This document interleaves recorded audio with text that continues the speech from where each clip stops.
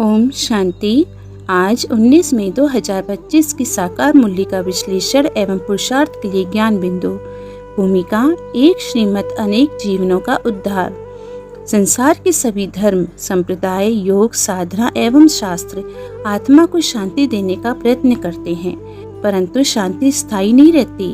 आज की मूल्य में परमपिता परमात्मा ने हमें बताया कि सच्ची शांति एवं आत्मगिलानी से मुक्ति तभी संभव है जब आत्मा एक बाबा की श्रीमत पर चले।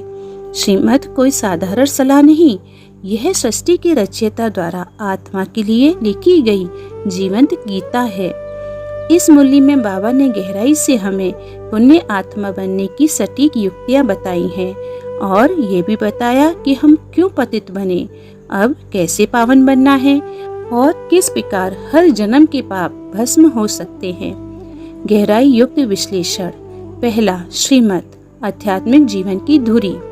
श्रीमत का अर्थ है श्रेष्ठ और सत्य मार्गदर्शन जो शिव बाबा स्वयं दे रहे हैं। श्रीमत हमें पशुता से देवत्व की ओर ले जाती है। अपनी मत यानी देह अभिमान से निकली राय यही पतन का मुख्य कारण होती है। सूक्ष्म माया ये फुसलाती है, ये तो दादा की मत है, शिव बाबा की नहीं है, जबकि वास्तव में शिव बाबा ब्रह्मा के माध्यम से बोलते हैं, इसलिए हर शब्द श्रीमत है। दूसरा, पुण्य आत्मा की पहचान क्या है?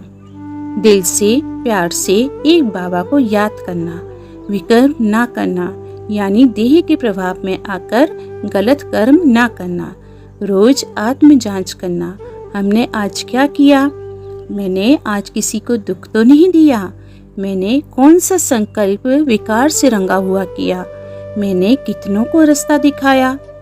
तीसरा, पाप की परिभाषा। केवल विकार नहीं, श्रीमत की अवज्ञा भी पाप है। चोरी, झूठ, रिश्वत ये पाप के स्थूल रूप हैं, लेकिन श्रीमत की उपेक्षा, आत्मदर्शन की बजाय दूसरों की आलोचना, ये हैं सूक्ष्म पाप। बाबा ने कहा, ईश्वर के भंडारी से चोरी करना 100 गुना सजा के कारण बनती है।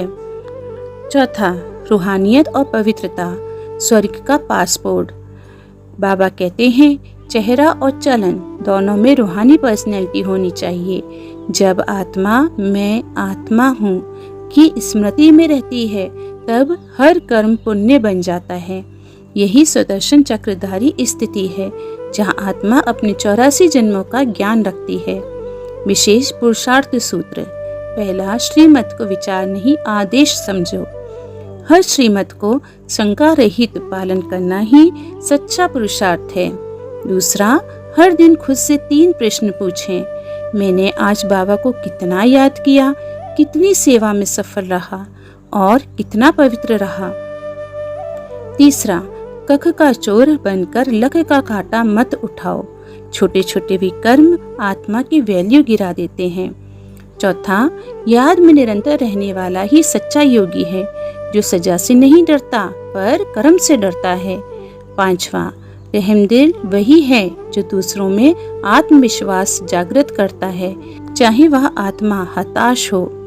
छठा, माया की सूक्ष्म चाल ये है कि तू सही है, सारी दुनिया गलत है, इससे सावधान रहना है।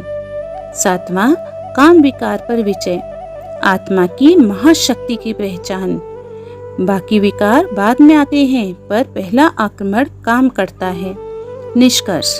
बाबा ने इस मूल्य में बार बार यह स्मृति दिलाई कि पावन बनने की एक ही दवाई है, बाप को याद करो। श्रीमत की शक्ति से ही आत्मा पतित से पावन बनती है और यही आत्मा फिर 21 जन्मों तक राजा बन संसार को चलाती है। जो श्रीमत को जीवन का स्वभाव बना लेते हैं वही सच्चे राजयोगी बनते हैं। अच्छा, ओम शांति।